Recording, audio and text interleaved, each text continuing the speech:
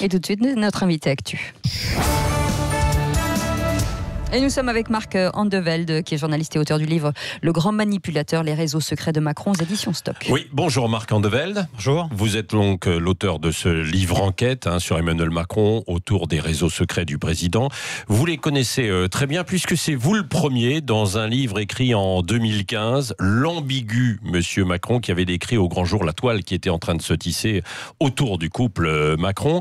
Alors, nous sommes aujourd'hui au 2e anniversaire du président à l'Élysée et vous êtes cash dans votre livre. Emmanuel Macron, pendant la campagne, a utilisé tous les réseaux possibles et avouables de la République et il les a souvent ensuite oubliés.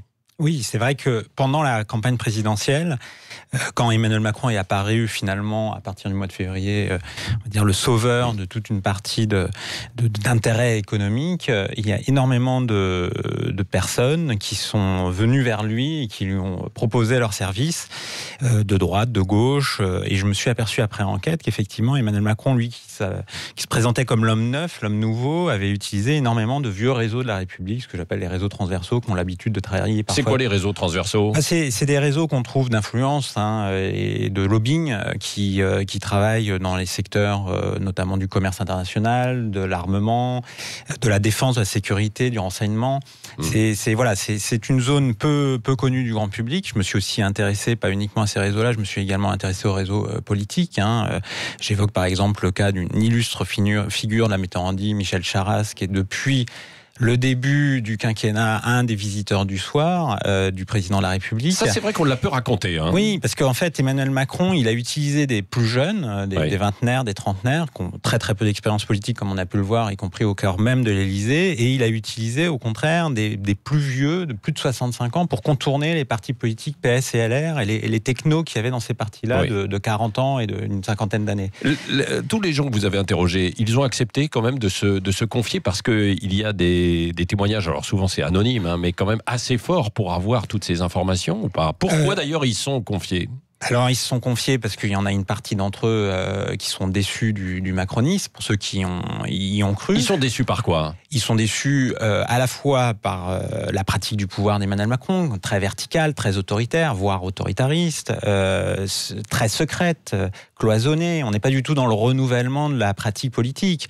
Alors, il y a certains de mes interlocuteurs qui me disent que c'est comme ça qu'on gouverne en France et que c'est la 5e République. Mais il y en a beaucoup quand même, y compris dans les sphères économiques, qui sont très déçus, qui s'aperçoivent que finalement, autour d'Emmanuel Macron, il y a une sorte de parti unique qui s'est constitué parce que les forces institutionnelles sont extrêmement affaiblies.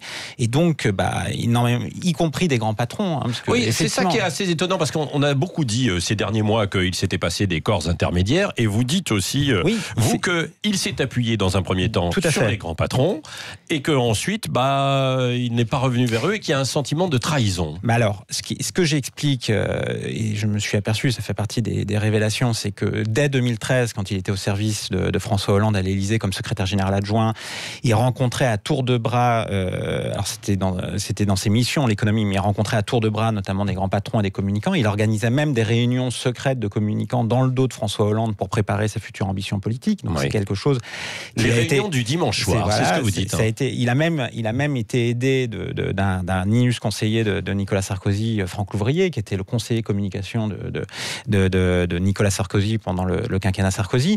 Et donc, c'est aussi ce que je démontre, c'est qu'il a utilisé tous les réseaux de droite, et notamment la droite sarkozyste, alors que François Hollande s'était mis à distance forcément de la droite sarkozyste.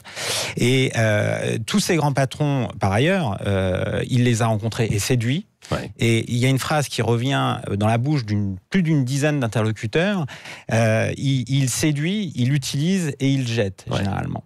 Et effectivement, depuis maintenant bien un an, notamment depuis aussi l'affaire Benalla, entre autres, il y a une partie du grand patronat, même avec les Gilets jaunes aussi, qui commence à prendre ses distances. Oui, vous écrivez aussi que Brigitte Macron a été beaucoup à la manœuvre, mais à un point quand même même assez considérable. Oui, alors dans le passé de la Ve République, il y a toujours eu l'importance des premières dames, comme on dit.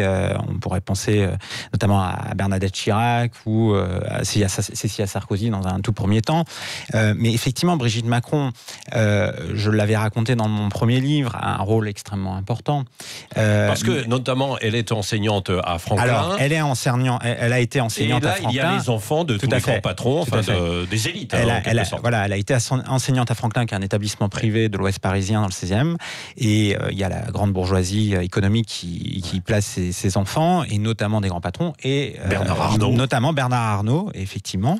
Le couple Macron en connaît depuis longtemps, le couple Arnault. Alors, à la fois parce que Emmanuel Macron était chez Rothschild, la banque, mais également parce que sa femme était enseignante et avait les enfants Arnault assez courts. Vous dites d'ailleurs que tous les deux ont un caractère bien trempé, le couple Macron, Emmanuel et Brigitte, et que finalement Emmanuel Macron ne fait confiance qu'à une seule personne, c'est Brigitte. C'est sa femme, tout à fait. Et comme je le soulignais et que je le souligne dans le livre, sa femme a un vrai rôle de pouvoir, un vrai rôle politique à ses côtés.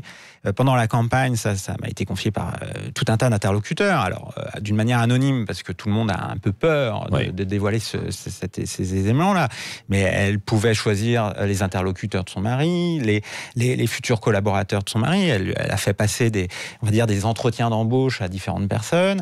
Là, on le voit ces derniers mois, l'Élysée se cherche un communicant, parce que le communicant d'Élysée, donc Ismaël Emelien, est parti. Qui était opposé d'ailleurs à Brigitte Macron. Pour des raisons d'ego, mais pour des raisons de pouvoir en interne.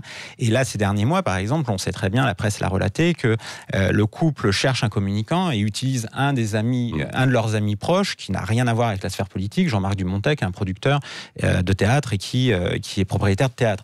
Donc, on est dans la petite cour de la Ve République, mais réduit à la portion congrue, avec cette spécificité, c'est que Emmanuel Macron ne dispose pas d'un parti politique en tant que tel, donc il n'a pas de contre-pouvoir, y compris dans sa majorité réellement.